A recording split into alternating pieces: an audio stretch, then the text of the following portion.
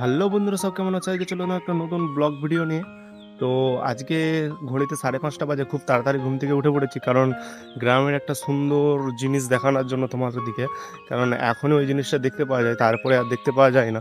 তো দেখতে থাকো কেমন জিনিসটা।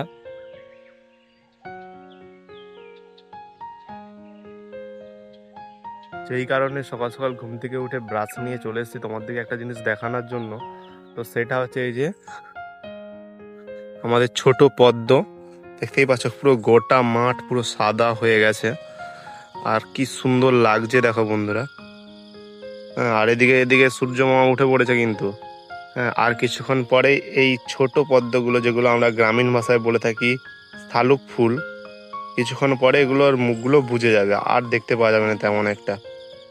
এই যে এখন পুরো মাঠ সাদা হয়ে গেছে, কোথায় এই বীজগুলো আর থাকে কি জানি। এই বর্ষাকালেই এগুলো দেখতে পাওয়া যায়। এত চাষ হয়, ন্যাঙল হয় ট্র্যাক্টর দিয়ে, তবুও এগুলো কিছু খারাপ হয়নি।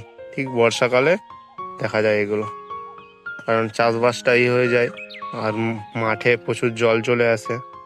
সেই কারণের জন্য এই ছোট পদ্মগুলো ঠিক দেখতে পাওয়া যায় বর্ষাকালে।